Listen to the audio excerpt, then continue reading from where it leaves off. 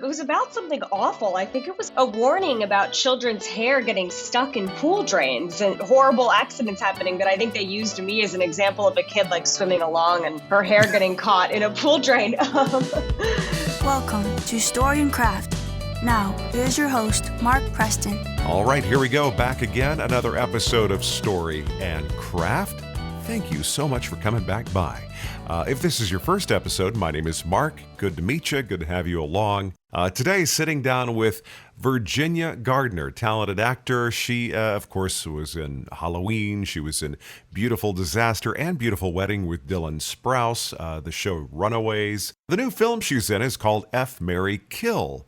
If that sounds familiar, of course, we spoke with Laura Murphy the other day, the director. She is starring alongside Lucy Hale in this new film, F, Marry, Kill, in theaters right now. Of course, with Laura early this week and with Virginia today, it's officially F, Marry, Kill week on Story and Craft. Never thought I would say that, but there you go. Funny film, kind of a cool mix of horror and comedy. Hey, do me a favor if you would, pop on over to storyandcraftpod.com. Everything you could possibly want to know about the show, it is right there. Also, storyandcraftpod.com/rate. Do me a favor, pop over to that link, leave a review, leave some stars, but whatever you do, make sure you remember on your podcast app, whatever you're using, follow the show. That way you get notified every time there is a new episode that comes out. You'll be the first to know. Okay, so let's jump into it. Today is Virginia, or Jenny Gardner Day, right here on Story and Craft. We're going to call you Jenny, not Virginia. I keep calling you Virginia. I'm like, well, wait a minute, you're Jenny, it seems like everywhere else. Either one is just fine. Friends call me Ginny. You're more than welcome to call me Ginny. Oh, we're friends already. That's awesome. That's awesome. So where are you at? Are you in California? I'm in Los Angeles. By the way, can you hear the gardening happening outside? If so, I can move rooms. Oh, you're good. No. Don't worry. Don't worry. Okay, I've got okay. a golden retriever upstairs who's bouncing around. So you'll probably hear scratching and frustration. He wants to be down here to hang out, but he'll literally be up on top of me looking at the screen if he was here right now. No, are you from there originally, or did you get out to LA from somewhere else? I'm from Sacramento originally. Yeah, so Northern California. You just came south a little bit. Came south. Okay. I moved here when I was 16 from Northern California and knew nothing about LA. And so I was under the impression that downtown LA, like most downtowns of cities, is sort of the hub of where everything is. And downtown LA is not that at all, certainly not 12 years ago when I moved here. But I had a little loft in downtown LA, and that's where I started here when I was 16. Your folks didn't move there. You actually came to start working at 16. I came to start working at 16. I had been doing some sort of modeling stuff when I was younger, and I had been traveling a lot, doing some print modeling for like Kohl's and Abercrombie and that kind of stuff when I was 13, 14, 15. And the goal was to act. And so, what I eventually wanted to do was to just move to LA and pursue this full time, which is what I ended up doing at 16, which in hindsight is insane that I was living here as a 16-year-old. I don't know if I would have. Well, you came by yourself? Yeah. Wow. Okay. We need to get into this. Okay. So you came by yourself. So your folks, tell me that were they down with it, or because the work was there, it was available. So were they cool with it, or were they like, what the hell are you doing? They were so funny. My dad is such like an academic, and my whole life he wanted me to go to Harvard and go to business school and do that route. And I took a hard left and I dropped out of high school. So I really was not on the same page with him when it came to all that stuff. I just knew from a very early age that this is what I wanted to do and was very one-track minded about it. And when I was 13, I started submitting myself to acting agencies via email and would CC my mom. And she had no idea that I was doing this. So I was submitting myself to all these agencies. And my mom started getting some responses from some agencies here and there that there was some interest. And she was like, if this is something you want to pursue, we don't want this for you. We love you, but this is you're on your own here. You gotta figure this out. We want you to go a very different path with your life. And this started when you were 13 is when you started doing this. Yeah, Okay. yeah. So slowly I started doing some modeling out of San Francisco, which was close to Sacramento, and was flying all over the world, or at least all over the United States for my modeling stuff at an early age, and kind of was able to start making enough money where my parents said, okay, maybe there's a little bit of a real job here for you. And at 16, they were supportive of me picking up and moving to LA and dropping out of high school. And my dad's thinking, which I understand now, is he was hopeful that if I moved at 16, started acting, it didn't work out, I could then go to college at a normal age versus going to Yeah. Yeah. college, graduating at 22, still wanting to act, and then just being that much older and sort of behind in an acting career. So that was his He's like, thinking. okay, she'll get it out of her Yeah, system exactly. while other kids, yeah, yeah, Exactly. Yeah. yeah. Yeah. See, here's the thing. I know I wanted to work in radio when I was 7. I knew that's what I Okay. wanted to do. So Yeah. I think there's a zen to not knowing what's stacked against you or Yeah. what possibly, Yeah. and you're just boldly, just tenaciously going after it. Um, and so I could see that. So I think when I got to college, that's kind of when that hit with me. It's like, I've already done the thing that I want to do. Why am I, it kind of felt like I was, I don't want to say wasting time. I was not being efficient. I was not dedicating Right. myself to the efforts that are going to get me there. But 16 is a bold age to do it, though. I think I started in radio when I was 17, but I was still Okay. going to school, doing my thing. And, I didn't need to travel for that. And I don't have the face for modeling or anything else for that matter. How old were you when you started traveling for modeling? I was traveling for modeling by myself when I was like 14. So I would go, By yourself? Oh, wow. yeah, because at the I've spoken time, with one other model before, and she was telling me just all the places she would go, and there would be people there that kind of kept an eye on you. But did you find you had that, or were you really on your own? the first couple of times I left and went for jobs, my mom would come with me. So we kind of established it was repeat clients that I had. So she kind of knew where I was going, the people I was going to be working with. And so that's when I transitioned to being able to go by myself. But also with modeling, unlike acting, at least at the time, I don't know how it is today, but there was no unions, there was no rules. It was just kind of a free for all. You didn't need to go to onset Yeah. school. Like they weren't going to pay to fly you first class and pay to have a parent there. It was a little bit of a free for all when it came to the modeling world, at least then. You already knew you were wanting to go into acting. That was your jam. When did you start making that move? Did you start taking classes? Did you start, just kind of going to auditions? Did you tell your agent, hey, get the people over in the theatrical department to start submitting me? How did that come together for you? I always knew that I wanted to act. I don't know. Sorry, my dog is barking at something on the TV. Oh, it's cool. It's cool. I'm a dog lover. They can talk also. It's totally fine. Sorry. I knew from a really early age I wanted to act. I mean, there was a movie that really kind of made that clear to me called I Am Sam. It was Sean Penn and Dakota Fanning. Yeah.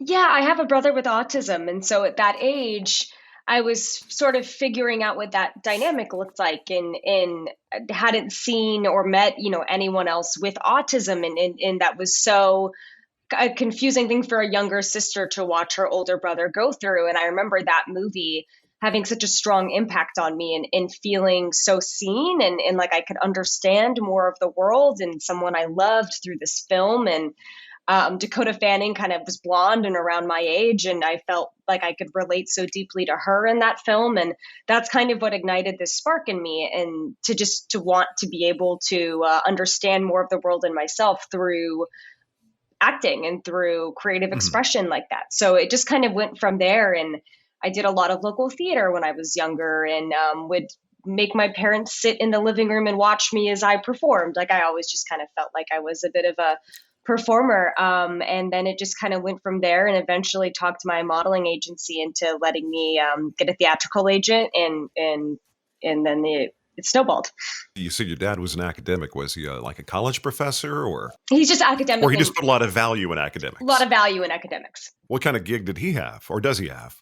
He is in construction management, which I know little to nothing about. To me, anyone with a normal job, like a normal person job, it's so impressive to me because I just don't have any understanding at all of how it works. But he's in construction management, and now he also has a school for people with autism, and he opened a research facility for people with autism. So he's also really deeply involved in that community as well. Very cool. So did your mother work, or does she work, or does she kind of focus on the family? My mother was a newscaster and she was a radio disc jockey for a long time. So she was in reporting. Really? Yeah, Did she ever do any TV? she did. She was on a channel called KCRA 3, which was the local Sacramento news for many, many Mhm. years. And she did some other news programs that, funny enough, over Thanksgiving recently, she had never thought to look herself up on YouTube and see if there's any old clips of her as a news reporter. And so over Thanksgiving, we went and I found some amazing clips of her from the 80s when she was around my age, reporting. And it's just so much fun. She was at the opening Oh, of so this Disney was like a World. long-term career. She would have been doing this for a while, huh? Yeah, she did it for a Oh, long okay. time. So do you have any memories of going to the radio station or TV station when you were young? Yeah, yeah. She would do the nightly news. So I would come after school and bring my homework and sit in the corner of the news station and watch her as she was doing the news. And yeah, it was so fun. Did they ever use you in any segments? They did. Well, especially when I knew that I wanted to start getting into acting, my mom, there was one segment that I got to be a part of that I was just so, I think it was about something awful. I think it was about a warning about children's hair getting stuck in pool drains and horrible accidents happening. But I think they used me as an example of a kid like swimming along and her hair getting caught in a pool drain. But yeah, I got to be a part of a segment, and I remember I had my birthday party there one year where me and all my friends got to like sit at the news desk and pretend that we had our own newscast. It was lots of fun. Just curious, were you ever accused of being a, like doing air quotes here, a precocious kid? Were you like a ham? No, I was like so shy, and there was few people that I would sort of be myself with and like want to perform in front of my parents, but when it came to anyone but them, I was incredibly shy. Well, I think a lot of people who do this for a living were shy. This was a interesting outlet. Like I would be mortified in high school doing any kind of stage anything. Yeah. I'm like, I always marveled at people. I was like, oh, dude, that's a lot of attention. I don't want that much attention. Fast forward. Yeah. So when did you kind of find that you were starting to book stuff? About how old were you? I started doing local theater and working in local plays probably maybe around 12-ish, 12, 13-ish. It was around the same time I sort of began to model as well. But that's when I was doing some fun local theater. Yeah, I miss theater. That's really where I got my start. Did you develop a set of friends in the theater setting that were different than, let's say, they're your friends in school, or how did that work out for you? Yeah, I had friends that were my theater friends, and then I would also do some productions through my school as well. Just I went to a very small school, so a lot of the kids would just be in theater class because it was one of very few options for people. So a lot of my good friends in school would also be in theater class with me. Oh, so okay, so there was some crossover. You weren't this odd kid. It's like, what is she doing? I'm Yeah, sure I some people remember. thought that. Yeah, I remember leaving to go do an audition for a cookie commercial or just something like that. And I was, see, I was in elementary. I had been in fifth or sixth grade. Mhm. I remember coming back, and I didn't want to make a deal of it. I didn't want anybody knowing, But apparently the teacher had told the class where I went. I came back to like, oh my God, you're like a celebrity. And I was like, I went for like a cookie commercial audition. I'm like, and I was like, I don't like all this attention. Yeah. When you were like, okay, acting's my jam. It started, in theater. So your parents already had a few years of you doing this thing. And they're like, all right, this is where you're going. Your dad being the academic he is, or put weight on that. What was it like when you decided to drop out of high school? Were they like really not happy, or is like, okay, let her go through this? And like you were saying before, let her work it out, or, how was that for you? Well, to give the full picture, I had been auditioning for film and television while I was living in Sacramento, and my mom would very kindly drive me to LA. It was before self-tapes really, so we'd audition, we'd drive back to Sacramento. This was before sort of I was allowed to make that final commitment to just moving to LA. And I had booked my first guest star on anything on my 16th birthday. I booked this job. And it was a guest star on some Nickelodeon show way back in the day. And it was a sitcom show where you rehearsed all week and then you filmed on your Friday or Thursday. And I had been in rehearsals all week and I was so nervous. I didn't do was my first job ever. It was my first time I'd ever been on a set. I was just a total ball of nerves. Come the end of the rehearsal week. But you were around other kids though, so you weren't like, showing up on a set with a bunch of adults. You had other kids with you. It was all other kids, but I was such a socially awkward kid that was the social aspect was very intimidating for me, even though they were Oh, other okay. kids. So I was so intimidated by these other child actors. So anyway, we're in rehearsals and I can just tell that they're not happy with what I'm doing. And I told my mom, we were driving home one night from rehearsal, and I said, I have a gut feeling I'm going to get fired. I think I'm going to get fired. And my mom was like, no, you're not going to get fired. They would never do that, blah, blah, blah. Sure enough, we get the call 3 hours later that I'd been fired. So my first acting job ever, I promptly got fired from because I just could not handle the nerves. And I was devastated. It was so earth shattering for me at the time. And it was after that experience, my parents were like, the way we see it, you could either walk away from this now, which we would totally understand. You've had your heart broken. You can, commit to school, find a different path in life, or you can double down. We'll support you moving to LA and giving this 100% and just doubling down on this.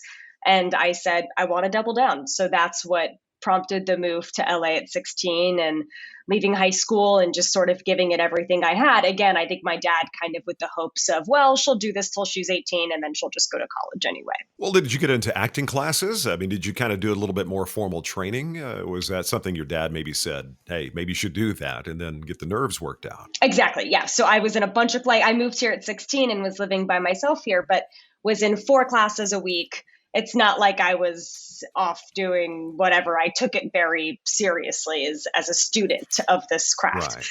And plus, you'd already done some traveling around, so you probably saw some of the pitfalls and some of the things to look out for, and kind of had your own back in a way. I'm assuming, you kind of knew to stay focused on the work. Oh, did you by any chance live? What was it? Was it called the Oakwood? Was that where? Did you have a chance to live there? Or? I never lived at the Oakwood. I lived at, oh my gosh, what was it called? The Palazzo, I think, which was.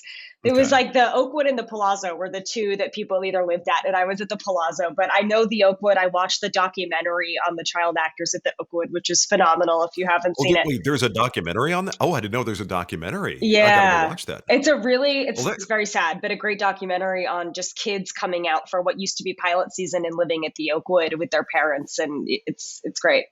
I always thought that was just kind of badass. It's like, come down there with a bunch of other kid actors, you're going to the pool. That maybe a overly romanticized version as a kid of what that would be like to go to LA and connect. At my age, I don't even know if the Oakwood was around as that kind of a thing when I was growing up, but I knew kid actors were out there, and I always thought it'd be kind of cool to be around other kids and do the thing. Yeah. Project Almanac, first film role, you're doing the thing. Just what was it like for you? Here's your very first film. This is the thing you want to do. What was that like?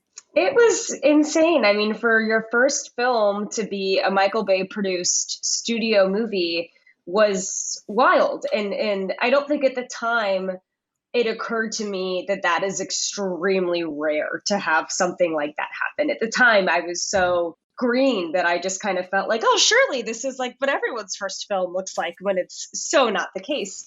But it was a wild first experience. It was a found footage film. And so my character was behind the camera, operating the camera. So I was one of the main characters of this movie, but had small amount of screen time because my character was filming everything. But I was so grateful because I was so nervous to be playing this character that was behind cameras so often, because I also just got to learn how everything operated from a very different perspective of like the camera operator, because I was often working so closely next to the camera operator or putting my hand in front of the camera so it looked like I was operating. Oh, okay. So I really got to have a different understanding of the way that things work. But I remember my co-star, Sophia Black-D'Elia, at the time teaching me how to read a call sheet. I had no idea how to read a call sheet or, understand a one-liner or what scene numbers meant. Like I really had such an intense education. And it was something where they could not find my character for a really long time. They did a long search of actors.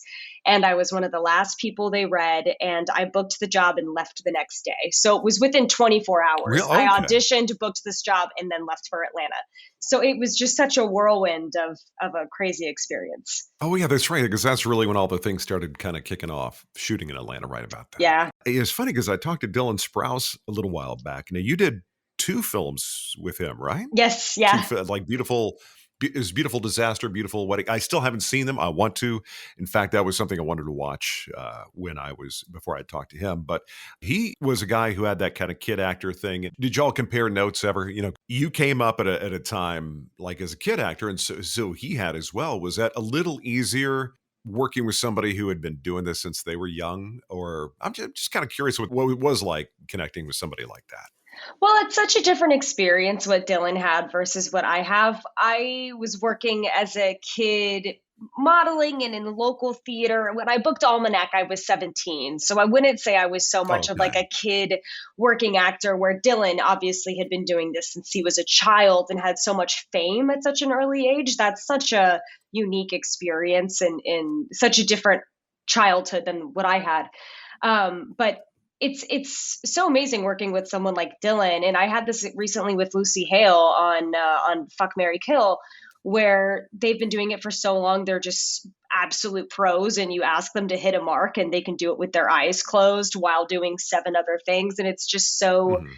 in their blood in a different way, with this just sense memory of doing it for so long. It's really amazing working with people like that just are absolute pros at what they do. It's got to be one heck of a training ground. So Yeah. was there any desire? Is there one now? I mean, do you have a preference doing film or is it doing like a series? Because you've done that. I mean, do you have a preference either way, or is it just kind of wherever the work is cool? I think over the last few years, between COVID and strikes and this sort of big market correction with streaming and peak TV being over, it's been a lot. I think for most actors I know, of find find whatever you can right now, whether that's a series or a film or whatever. Just go where the work is. So I definitely am someone that I also like to stay working. I hate downtime. If I had it my way, I would be on a set every day of my life. I really am my best self when I'm on a set. So I go where the work is. But having worked in television and been on a Marvel show for 3 years, and having done some stints on other shows here and there, they're both amazing. I love when you're working in television and you have this family that you're with for years, and the stability is so lovely. And I love being with the character that long that it becomes second nature and you get to explore one character for years and years. But with film, the last several years, I've just been doing film, and I have had so much fun working all over the world. I've been to Bulgaria and Spain and Dominican Republic and Guatemala, in Australia, and I'm going to Thailand on Friday. And I love being Really? in Oh all man, of now these. I'm envious.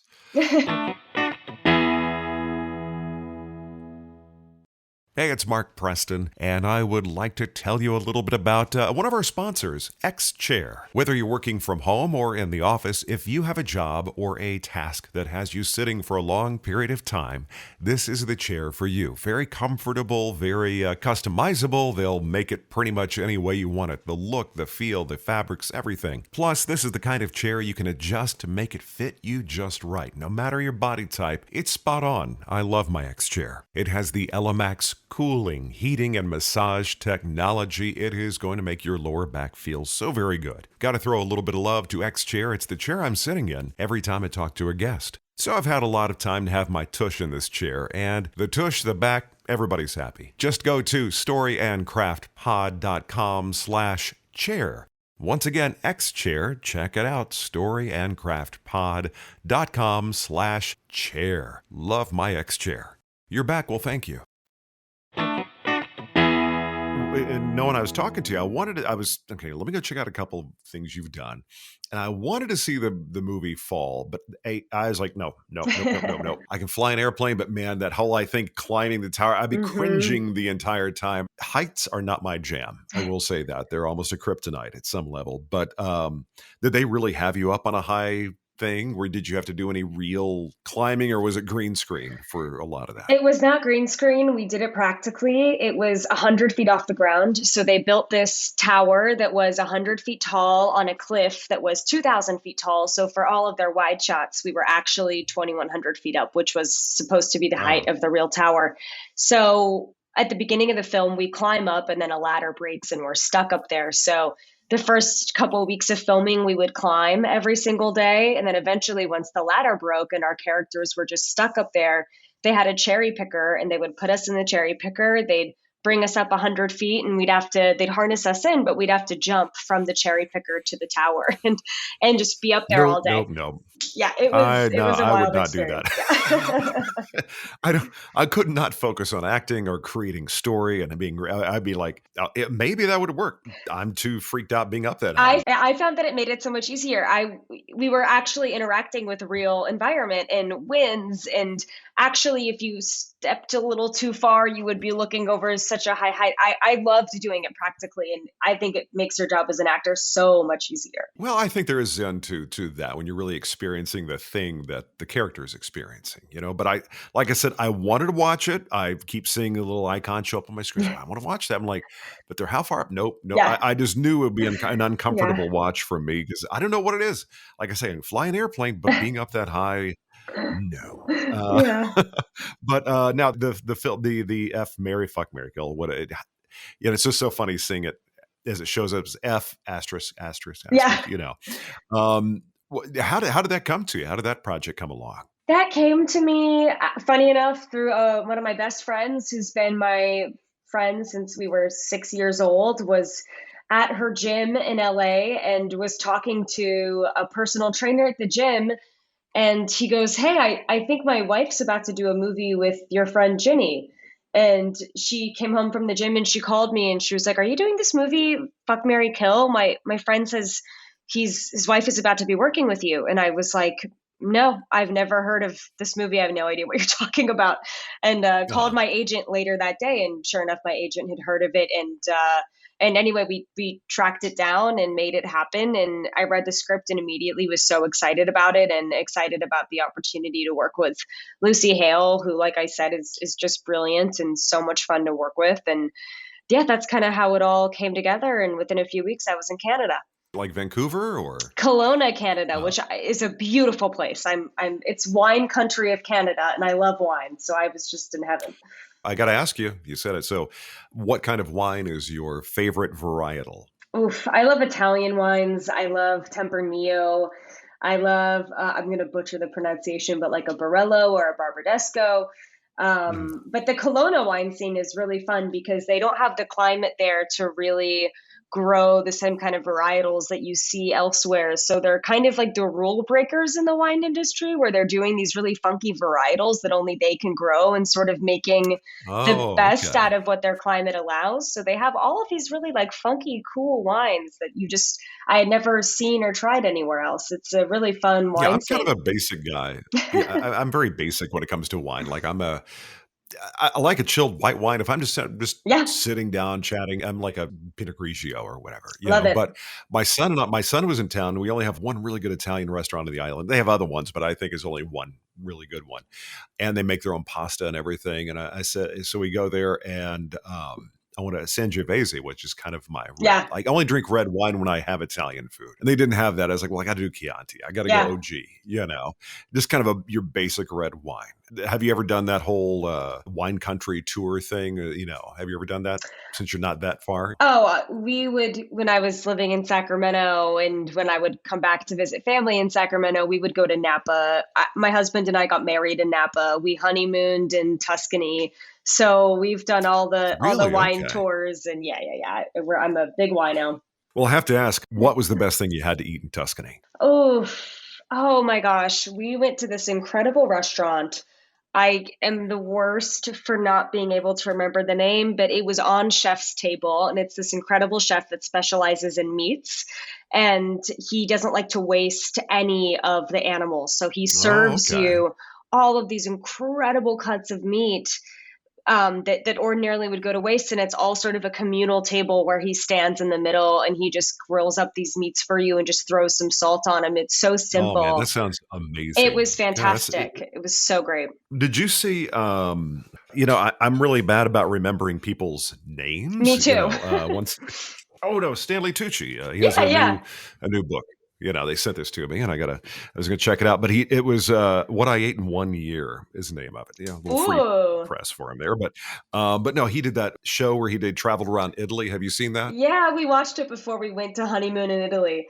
My Anthony Bourdain was a spirit animal. It's like that is the ultimate. Not that I don't love talking to you and the folks that talk to you, but I'm like, that's the gig for me, man. Just Yeah. travel and eat, and don't do the tourist thing, but do the thing where you get like, what do the locals do? I would love to do But that. I've been trying to sell myself. I've been trying to sell some version of me doing a travel show for so long because I just want an excuse to go and eat and travel and try local wines and just kind of experience all of it.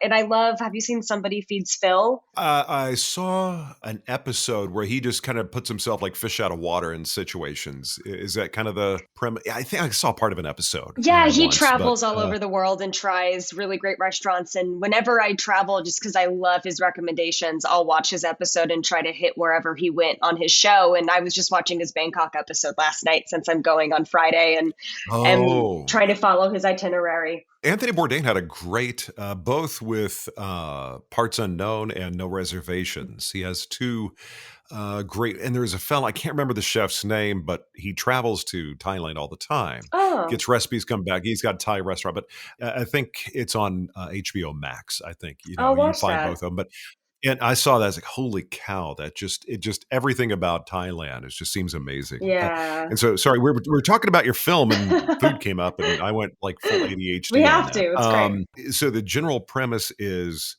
online dating, just the whole dating thing, and just kind of like, how does that hit for, for your generation? How would you define what the film is about? I mean, it's really about, I think you hit the nail on the head. It's really about online dating and sort of the fears of online dating. And we're also looping it into with, I think, something that's really topical right now, which are these true crime podcasts that people become so obsessed over. I love true crime podcasts and series and all of those things, but it's about how that can really get a little bit of a chokehold on you and you become so obsessed and paranoid in your own life. Like I know for me, my husband is a musician and travels a lot for work, as do I. But if I'm at the house alone, I can't watch true crime. I can't listen to true crime podcasts because I get so paranoid. And we're sort of doing a little bit of a social commentary on that, as well as some of the risks of online dating and dating apps. And yeah, it's sort of a fun blend of comedy horror that we're doing. You kind of came up in an era where online dating was just there. It's like how people a lot of met. But the question is, how did you meet your husband though? On a dating app. Really? So Okay. there you Okay. go. So I'm a fan of dating apps. It worked for me. I heard somewhere, I saw something, an article, or I saw a newscast, something or other, that Gen Z is kind of raging against the whole online dating thing, that they're kind of what's old is new again. They like Hmm. meeting people more traditionally. I don't know. I don't really talk to my kids about their dating life. I mean, hell, my youngest is dating somebody I still haven't met yet. For those listening to this show, they were like, oh yeah, I remember he talked about this weeks ago. Still haven't met this boy.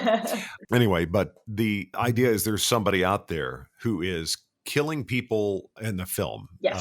That he's killing somebody, but he's meeting in online dating. Is that kind of the idea? Okay. Yes. And you're the friend of the lady who's going through this experience for the most part, right? Or were you kind of dating as well? Well, it's a very spoiler heavy movie, so I'm trying to Oh, okay. Well, then we explain don't want what I to. can Yeah. without giving away too many spoilers. But I play Lucy's best friend, and my character is very. It's funny. We filmed this movie before the trad wife trend sort of took off on Instagram and TikTok. Do you know the trad wife? The trad wife. I Trad feel like I'm wife. learning things today. So It's that kind of like the traditional wife. Like you see these women on TikTok and Instagram that they'll be like, my husband was craving a Diet Coke today, but I didn't want to go out and buy him Diet Coke. So, or Diet Coke's a bad example. It would be like Coca-Cola probably, where she'd be like, so I took the sugar cane and I stripped the sugar cane and I boiled it down to make the sugar, and then I carbonated it with blah blah blah. So it's these wives that really dedicate their lives to their husbands, and that's Kelly, my character, is very much a trad wife, where she really Okay, upholds the okay. sanctity of marriage. She's married, and her POV is it's all about being a good wife, having a good husband, having, like that very perfect on the outside Republican. Yeah. lifestyle. Yeah. Very much Right, right. is the kind of thing you're hearing on TV now. It's like, stay home, have kids. I'm like, Yes, okay, yes, so yes. that's kind of more where your character is leaning in. Okay, Absolutely. And so she's very much like um, that. going back to your husband, okay, so Yes. you met him on a dating app, but he said he's a musician. Hmm. First of all, I can say, what instrument does he play? He is the bass player in a band called the Struts. They are an English rock band, and they travel all over the world. He used to be gone about 11 months out of the year touring, and now he's gone Wow, about wow. 9 months out of the year touring, but he's gone all the time. Their work takes them all over the world. For him, probably the online dating, that's a very efficient thing, for him because, he's only in town so long. He probably, doesn't have that long to kind of date around. So that worked out well for you. Yeah. So how long y'all been married? We've been married 2 years. When did we get married? 2022, right? No, 2023. My memory is garbage, but a little, 2-ish years. I will say anything past 2019, 2020, it's a gray area It's for all me the to some same. I don't degree know with how COVID. it's Yeah. gone so fast. Yeah. At least it's not just me dealing with that. But Yeah. have you had a chance to go on tour with him at all? I go on tour occasionally when I'm sort of selfish. I pick the fun cities that I want to go to, and I'll fly out for the fun runs. But being on tour is so tough. They're on a tour bus. The bunks are, gosh, I'm looking at my table and I'm trying to, I would say 2 feet wide. So you're fitting Mhm. two people in these 2 foot wide bunks. And Oh, wow. you're on a moving vehicle. I'm usually the only woman out because their crew's lovely, but it's all guys, and you're showering in the venue showers that everyone is sharing. Yeah. And it's very rock and roll lifestyle that I can do for a couple of days, and it's fun for a couple of days, but I don't know Then how you're they gonna do wanna it. get back to your adjustable bed. It's My own nice and bed, cushy yeah. with a big yeah, yeah. Yeah. Yeah. But yeah, I remember working in radio. The big thing is you give away the backstage passes. There's all this romance behind quote unquote backstage, Yeah. but backstage really is the most boring, And there's everyone nothing is so happening backstage. sweaty and stinky, and it's not cute backstage. So where do you like to be while the concert's going on? Do you like to kind of be out in the audience? Do you like to be side stage? Or are you kind of like, okay, this is my chance to be alone. I just want to be, backstage somewhere. No, I love side stage. I always end up watching from side stage. My husband is always like, no, you got to go out in the crowd. The acoustics are better in the crowd. I sound so much better in the crowd. And I'm like, no, first of all, side stage is still a novelty for me. I still feel very cool, side stage when I get to Yeah. watch my husband from the sidelines. And I kind of like being away from the crowds as well, but it's really fun to be able to watch from side stage and bring all our friends that haven't had that experience. And my grandma got to come out to a show and see a little bit from side stage. It's very fun. He's sort of right because all the acoustics, everything is designed for the audience. Like musically, what is your jam? Like what kind of things do you dig? Is his genre of music kind of something you already like, or are you kind of like more into other genres? I love rock music, and I am genuinely a fan of their music, which I've told him so many times. I think I would have gotten the ick and not been that into him if I wasn't into their music. And I genuinely love their music. So I'm thrilled to be able to say that. They make great music that's so much fun. But I'm so stuck in the 90s. I love like 90s alt rock. Matchbox 20 is my favorite band. I'm obsessed with Matchbox 20. Oh, okay. Well, that's actually the heyday of when I worked in music radio. That was I think that's the last definitive era of music. Like you can look at the 50s, 60s, 70s, 80s. You can hear music and go, Yeah. okay, that sounds like this era. 90s was kind of the last one. And I think 90s was a real great or like Goo Goo Dolls, Dishwalla, I'm just kind of rattling off. Yeah, I loved But Goo Goo Dolls. Sister Hazel, that was another one. But Yeah. it was you had a lot of bands who were touring, where live shows were a lot of fun to go watch. Like which bands from the era are some of your favorites besides like Goo Goo Dolls, Matchbox 20, and which got to work on the radio. Matchbox 20 had at least one song every hour, I think. I mean, you kind of hit on my favorites. Matchbox 20 to me is they're my go-to. I work out to Matchbox 20 and Rob Thomas. Like I am probably their biggest and maybe youngest fan. I love them so much. But I also have a really big soft spot for some singer-songwriter-y kind of stuff too. I just got into Zach Bryan, and I know I'm not unique in saying that, but I really love Zach Bryan stuff. That's my daughter's guy, Zach Bryan. I mean, she gets a hold of Spotify in the car, and so when I get my end of year, Spotify says, "Here's your favorite bands." As Morgan Wallen was like, he's great. Don't get me wrong. We all love. I'm in Texas. Yeah. So, like country, and my daughter loves country. But I was like, oh, shit. Okay, he's my number one. I sent her a message with a screenshot. I'm like, this is what you did to my playlist. Because every time we're in the car, she takes over my my phone. Yeah. But Zach Bryan was or is, he's just interesting guy. Have you ever seen him live? No, I'm dying to see him live. I've seen Matchbox 20 many times, but I am dying to see Zach Bryan. He's on my list for sure. He's a great songwriter. Yeah. I think his stuff is spot on.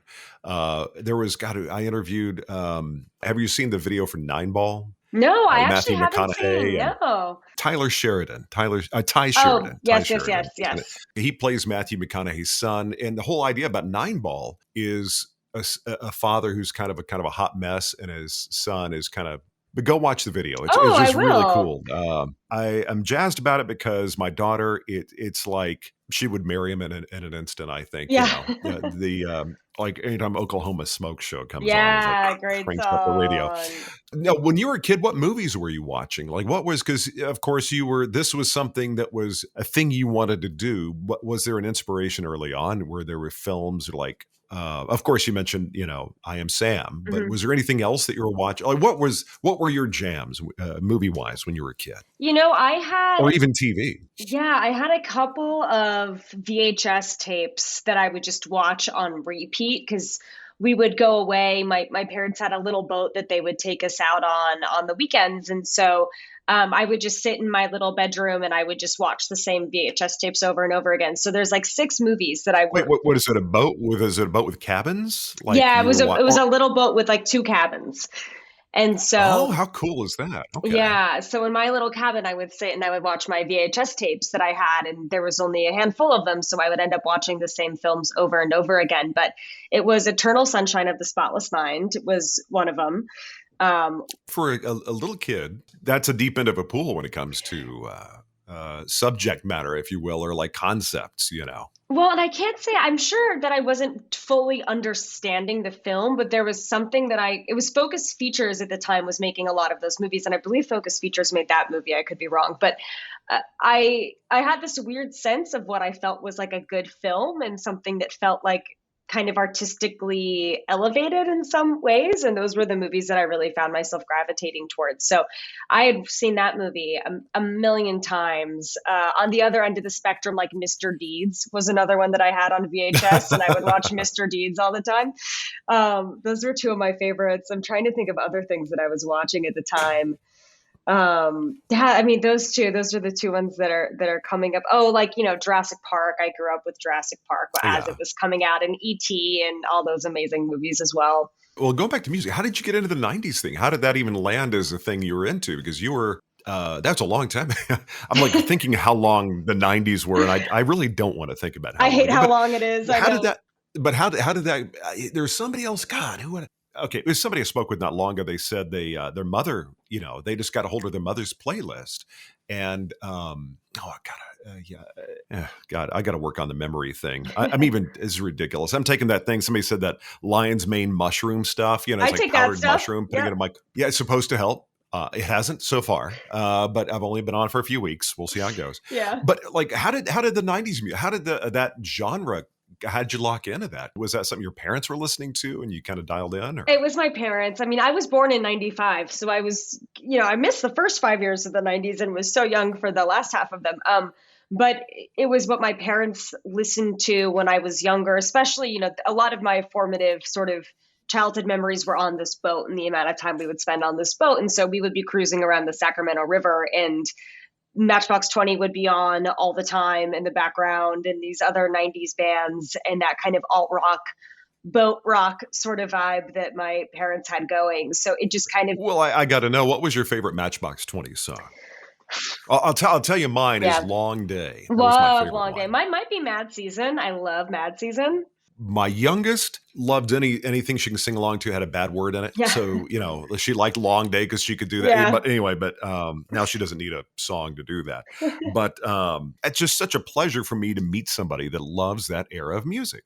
It doesn't get talked about that much, but there was some great music coming out then. So good. I mean, and it was very just feel good. It was catchy. It had real instruments. It wasn't the computerized drums and computerized everything. It was this real music and so fun live, and had this great energy to it. And I felt a lot of the lyrics were really saying something. And I could go on and on, but to me, that's just such a fun era of music. My workout playlist to this day is like exclusively 90s songs. Tonic. I remember talking to the lead singer of that. Tonic, fun. And if you could only see. Yeah, great song. Yeah. And I asked him, I said, where did that song come from? Because you're married to a musician, and I love the idea of how did the songs come together? Like, talk to Richard Marx, a song he did called Angel Leah, which I liked, and he was like. He was on an American Airlines flight, and the flight attendant had a name tag that said Angelia. So it wasn't a real story. It was just he built it out of that, Oh, yeah. But the guy for Tonic, he was like, there was somebody I was dating. Everybody in my family said that don't be with them. They're bad news. But it was like, but if you could only see that, you know the thing when you're in that relationship, you're making excuses. I walked right into like that kind of a relationship immediately thereafter. And it was so funny as it was kind of on the back end, and family, friends, like, yeah, she's really not, ended up marrying her. But, because you look at music and the lyrics is like, it's so good when you can see it comes from a place, a story. And that's does your husband write music? Or does he kind of stick to the instrumental aspect of things? He writes some of his own stuff, but when it comes to his work in the band, they all write together sometimes, but it's often their lead singer and their lead guitarist that sort of take the lead on the songwriting stuff for their band. But I, as a big music fan, it's so fun to me to hear about how their sessions go and how they create these songs, and how sometimes it's a beat first and then it's lyrics, or sometimes it's someone that's going. It's a lyric, or if it's the music and somebody hears something, there maybe is a word or a phrase or something that just sets it off. I've never been a music writer person, but I'm fascinated by how songs come together. Does he have a studio space at home where he record beautiful poetry? Yes. Yeah. But does he have a recording space at home that he kind of works out ideas? He does. Or? We have a guest bedroom, but it's now mostly his studio, and there's a bed in it. So he's taken over the guest bedroom with his little makeshift. Hopefully one day we'll have a space where he can have a full studio that's not also a bedroom. But for now, it's double duty.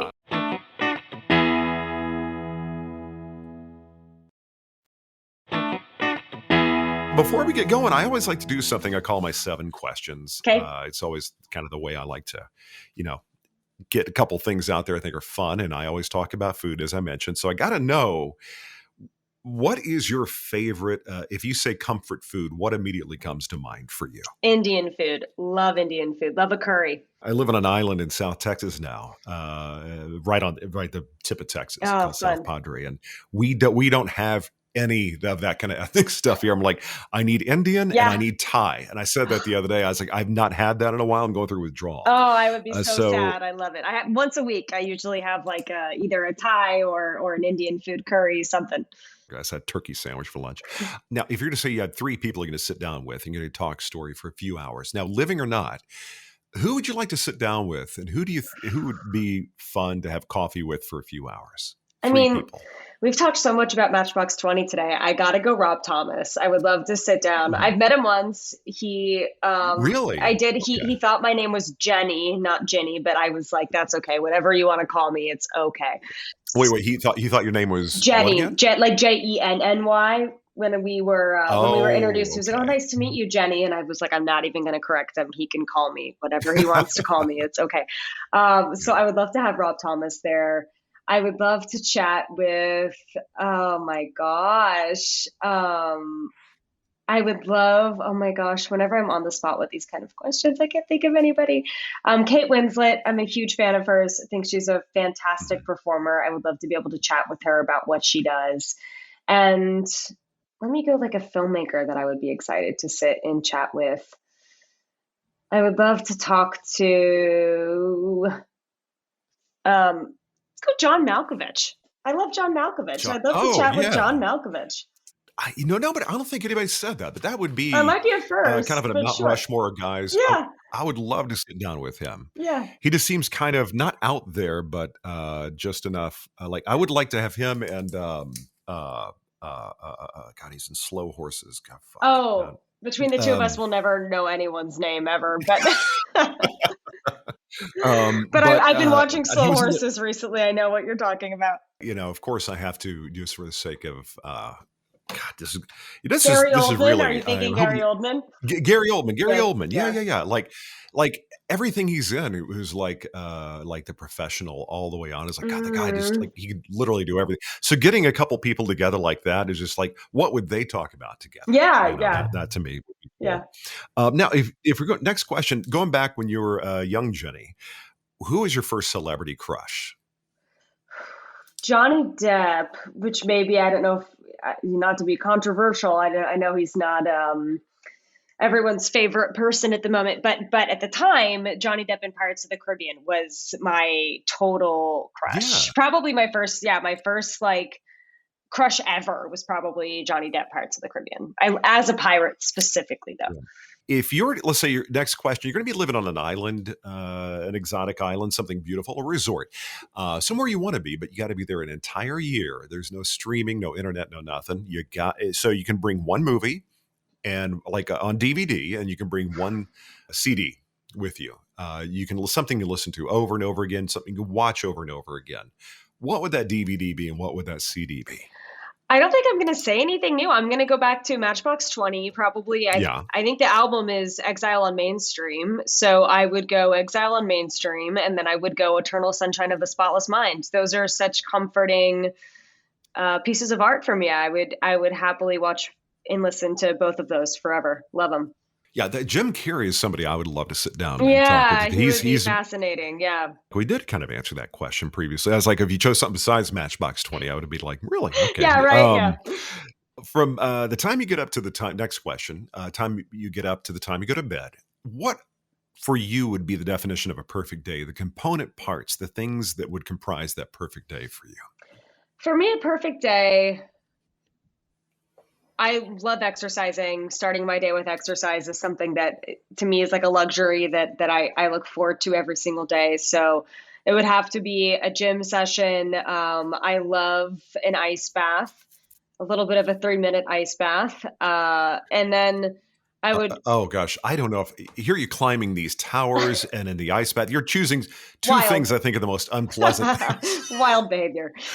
But what do you get out of the? Well, I'm curious. The ice bath. What is it? Does it make you feel invigorated? What exactly does that do? Because I know people who like to do that. There's even these nitrogen things. I used to do that like 3 times a week. I love those. What is it you get out? I'm curious. And I don't mean to sound reductive at all, but what do you get out of that? It's a little bit of an adrenaline rush. I also, for me, I feel clear. I feel like any brain fog or anything sort of dissipates. And it's, I don't know, your body just feels a little bit like tighter and good. And it's great for recovery if you're a little bit sore or something, or if you're a little hungover. Honestly, it's like a great hangover cure as well. So it just kind of is a good reset to me, a little body reset that I love.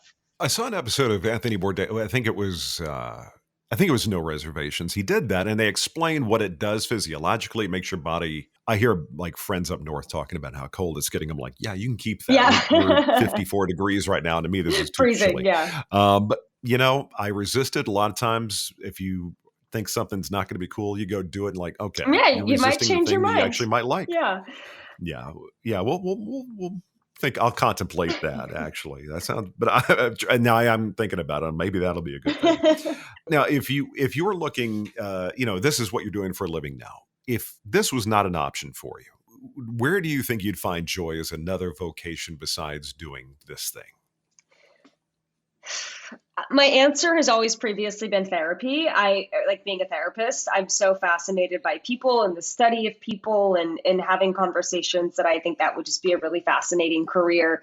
So I would have to say that, or also I've really recently gotten into sort of home design and DIY and painting and constructing stuff and sort of trying to get a lot of housework stuff done by myself, and I'm really enjoying that process. So maybe something like that now. I say the idea of you doing the traveling, cooking kind of like food thing. Yeah. That would be, I would love it. And by the way, his Travel Channel doesn't play those things anymore. It's all like haunted stuff. I'm like, I miss those shows, like, the travel type stuff. Because I'm like thinking that would be a great gig to have. Yeah. I'll keep my fingers crossed. Thanks. We can do that one day. Now, the last question I got for you is, if you were to jump in that DeLorean, go back in time to 16-year-old you, what piece of advice would you have for you? Either to make that moment somehow better or put yourself on a track, a path that, a better path, if you will. But just what would that piece of advice be to 16-year-old you?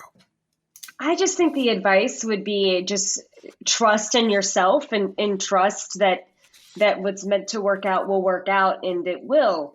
Whenever people come to me and say, do you have any advice for young actors? I always hesitate to give this advice, but it's truly, I think the only reason that I've really been able to sustain the career that I have is I've never had a plan B.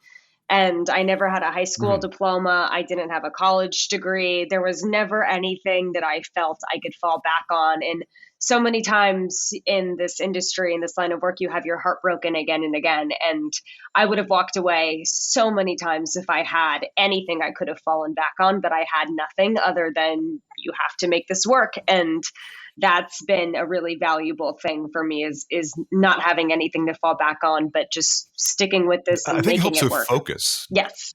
Done that, like, I've talked to so many people that said there are other things they're passionate. I can see being a teacher or something like that. But as far as practically, they can't see themselves doing anything else. Yeah. And so some people may interpret that as being hard-headed. I just think it's just like, you're following your heart. Yeah. I think there's a wonderful zen to that. Me too. I really just enjoyed sitting down with you. I really appreciate you taking time out. And I love the little, sun behind you makes you look almost holy right now. I'm backlit. I'm also sweating. It's so hot in this corner now. Yeah.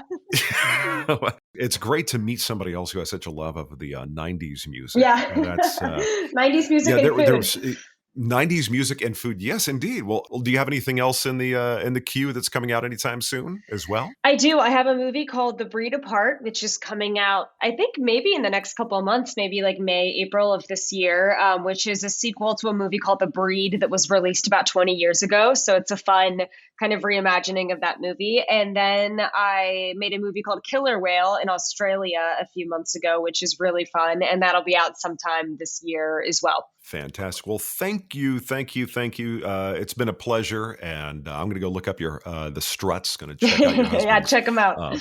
I wish you nothing but the best, and hopefully you'll have a chance to catch up down the line. Awesome. Thank you, Mark. I appreciate it. Thanks for having me. All right, there you go, Virginia, or Jenny Gardner. Really enjoyed the conversation. Again, the new movie is called F, Marry, Kill. It is in theaters right now. She stars alongside Lucy Hale. And, of course, it was directed by Laura Murphy, who was just on the show a few days ago. Again, this is F, Marry, Kill week here on Story and Craft, apparently. So check it out. I really enjoy the movie. It's a great mix, horror, comedy, good time. I think you'll enjoy it. In theaters right now, so check it out. Okay, so do me a favor, if you would, just pop over to storyandcraftpod.com. Everything about the show, it is right there. Do me a favor on your podcast app, leave a review, leave some stars, but whatever you do, don't forget, follow the show so you get notified every time there's a new episode. You'll be the first to know. I'm going to jump on out of here. It is Friday. That means the weekend is upon us. I got a puppy laying on the floor right here who is been waiting for me to take him outside. So that's what we're up to right now. You go have a great weekend, and I want to thank you, as always, for making whatever I've got going on here part of what you've got going on. I'm going to be back in a few days with another episode for you, so we'll talk to you soon right here on Story and Craft. That's it for this episode of Story and Craft. Join Mark next week for more conversation right here on Story and Craft. Story and Craft is a presentation of Mark Preston Productions, LLC. Executive producer is Mark Preston.